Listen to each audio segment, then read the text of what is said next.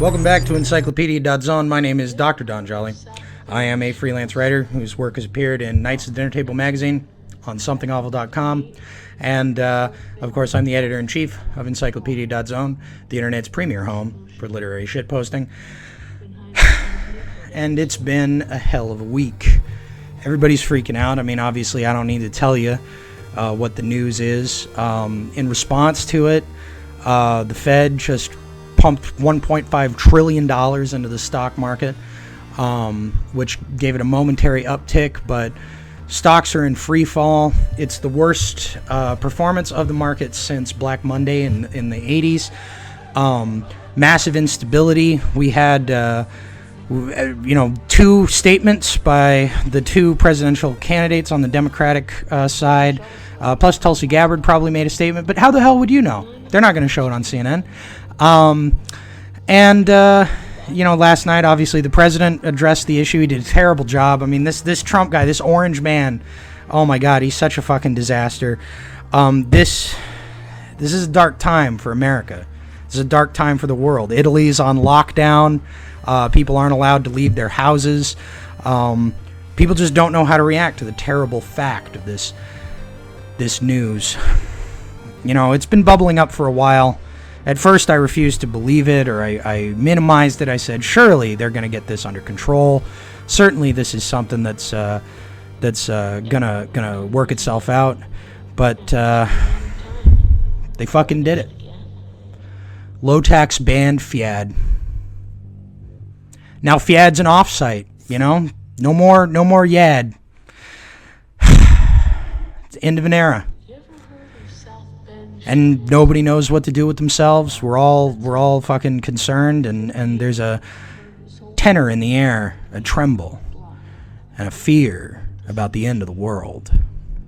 I mean, look, Fiat was a great shitposting forum. Fuck you and die. Kind of the first shitposting forum, really.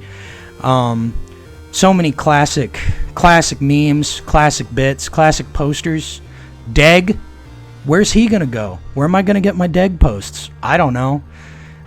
Because of the lack of Deg posts, China is, shutting people down into keeping them in their houses. They're keeping everybody on quarantine because otherwise there'd be riots in the streets because people just, where are they going to get their classic ice ass posts? Where are they going to hear the latest news about the Yorba Linda Water District? Iran just dug a mass grave the size of a football field so that they could put all the people that they've been putting down in riots because they're crazy for that Fiat content. They're crazy for the Yad, and we're losing our way as a civilization here, and it's very concerning. Look. Everybody is feeling really freaked out right now because of the coronavirus thing, Fiat jokes aside. Although Low-Tax did ban Fiat, and that's pretty bad. But this is a public health crisis that is showing all of the seams in our system. They're just completely obvious for anyone to perceive at this point. People can't afford to get tested. People can't afford to take off work if they do get the virus. There is no, our system, as it turns out, this grand American imperial machine that has made so much money for so long and has dominated the world economically and in terms of culture since the end of the Second World War, can't beat the flu. And I don't mean that to draw a comparison between corona and the common flu the way that the present administration is. It's that the thing that people are threatened by, when you talk about mass graves or whatever, I think people get this image in their head that corona is, the threat of corona is the threat of, the viral plague that started the fucking Planet of the Apes, in the remakes, not in the original Planet of the Apes, where it's this thing where we're just going to see bodies wrapped up in plastic outside for collection. That's not actually the threat. That's not the reason the markets are tumbling. That's not the reason everybody is flipping their wigs in the halls of government and celebrity media. People are freaked out because people might be staying home from work and not spending money. It turns out that this, grand and invincible empire can be brought down by something as humble as a virus, and so everybody is reacting to the revelation of their the revelation of how fragile all of this is. At the same time, and this is what I want to say, I just want to do a short video about this. This is a public health crisis that primarily is going to result in people spending their time indoors, connected up to the internet more than they've ever been, posting. If you're a shit poster, you're basically already self-quarantined. So, like, I think our audience is very well prepared to survive this epidemic in comparison to the American public at large. I don't have any stocks or bonds. The behavior of the stock market does not affect me directly very, very much. I would imagine that most of the people watching this, not most, but not all, are in the same position. My job is at threat. Everybody's job is at threat because it looks like the economy is going to go into a massive downturn. I just know a guy who's got 5 kids. He just got fired from the factory where he was working because they're shutting it down for corona concerns. He doesn't have anything to fall back on. He's been living paycheck to paycheck, his whole life, like a lot of members of my generation. He's got debt to pay off. There's no relief for him. There's no relief for us. And that's what the coronavirus is bringing us up against. Like, there was no plan B. We've been making short-term decisions for half a century, and the accumulation of those short-term decisions is an incredibly fragile system that can be thrown into complete chaos by the proposition that people are going to have to stay home from work. I mean, in New York, for instance, they said that they're only going to close schools as a last resort because some ridiculous amount of New York public school students depend on the public schools to get their meals because they're homeless or they live in incredibly food insecure positions. So if they were to close the public schools, people would starve.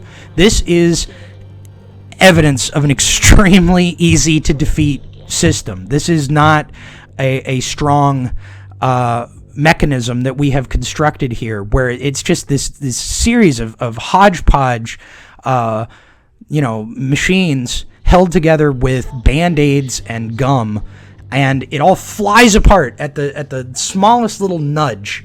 And so I hope that this is an opportunity for people to reevaluate the nature of our thinking in this civilization, and to start, asking some serious questions and providing some serious solutions. This is fucking rubber meets the road time. This is fucking no bullshit time. And ultimately, I do think that has the potential to be a good thing. It might not be. But look, as cynical as I am, I don't think that this civilization as a whole is going to continue on its present course if that present course will clearly and inarguably lead to civilizational suicide. I think at some point we're all going to have to take a step back, even the fucking corporations, and figure that if everybody is fucking dead and incredibly insecure, they're not going to be able to spend money on fucking Disneyland tickets and Broadway shows, and nobody's going to give a shit about Black Widow. It's not going to make $1 billion because they're going to be, dealing with the real world. This is a virus that is going to push a lot of people into the 3D gay world that shitposters have been living in for, 2 decades now. This is also a virus that is going to push people into the isolated, the socially isolated, informationally rich world of the internet. Because it's going to become, more so than it's been, the single best and most reliable window on the world that exists. People are going to come to depend on it. People who have not depended on it before. Because they're going to need to get their society somewhere. Like, there's here in Austin, large events, anything with more than a couple thousand people, you now have to check with the city for it. They just they're not having audiences at sporting events. The 3D world is going to empty out to a degree. The internet is going to fill up, but at the same time, people are going to have to confront the nightmare hellscape that, you know, the something like posting on the chans, you know, exposes you to, whether you want it to or not. I think that this might be a demystifying moment, a moment where we kind of, the scales drop from our eyes and we all realize, like, how bad the fire in the house has gotten. I'm trying to put a brave face on it and say that this, you know, there is a potential for a positive change here. There is actually more potential for positive change here than with the election of Bernie Sanders or something like that. Like, now people are, like, really looking at UBI seriously, because we've got a lot of working people that are not going to be able to feed themselves or their families. We're looking at freezes in Bernie Sanders called for this, freezes in evictions, and the people are going to be able to stay in their apartments. Like, a freeze on fucking debt would be very much appreciated. I mean, and with this $1.5 trillion stimulus to the stock market, the excuse of, well, how are we going to pay for it, just went up in fucking smoke. Like, we either expand the social safety net at this moment of crisis, like, at least on a temporary basis. And I think if you do it on a temporary basis, like if you start implementing UBI, like, as an emergency disaster relief thing, I don't think people will consent to it being taken away in the future. Like, we are going to have to expand the social safety net here, just so that our civilization survives. And if we don't, then we go to Plan B. But we're not going to talk about Plan B right now. We're going to try. I think that at the end of the day, everybody is going to try very hard to avoid Plan B. And if you don't know what Plan B is, I'm going to tell you that you can't talk about Plan B on YouTube. And hopefully you'll get my gist. But hopefully this means we're going to draw down American military adventurism across the world, because we've got other things to deal with. Although, of course, there's very discouraging news out of Iraq today in that regard. It looks like things are ramping up with the Iranians again. But, you know, we're in an incredibly insecure position. Let's just try to keep our wits about us, not give in to the fucking paranoia, and enjoy the fact that the internet is about to become the indispensable communication medium for all people everywhere on Earth in all generations. They are going to have to learn how, people that have not traditionally found their society online are going to have to find their society online. A billion shit posters are going to be born during the course of this crisis. And as someone who believes in the democratic power of shit posting, I think that it's, this is the most revolutionary possibility that we get out of this fucking nightmare situation. That said, this would be an excellent time for the people to have access to fiat. So, low tax, please, come on, man. You gotta bring back the YAD. Without the YAD is the soul of the internet. Come on. I mean, I went to my local HEB. They were all out of Sweet Baby Rays. Sad to see. I don't know what the situation is in Canada. I hope Corsair can still get it. But how am I supposed to know whether he's got Sweet Baby Rays or not when the YAD is offline? Come on, dude. I mean, look, I can't check something off of forums because I've been permabanned since 2013. But at some point, we got to return to sanity. We got to bring back the YAD. And no matter what happens, keep posting shit. It is more essential now than ever.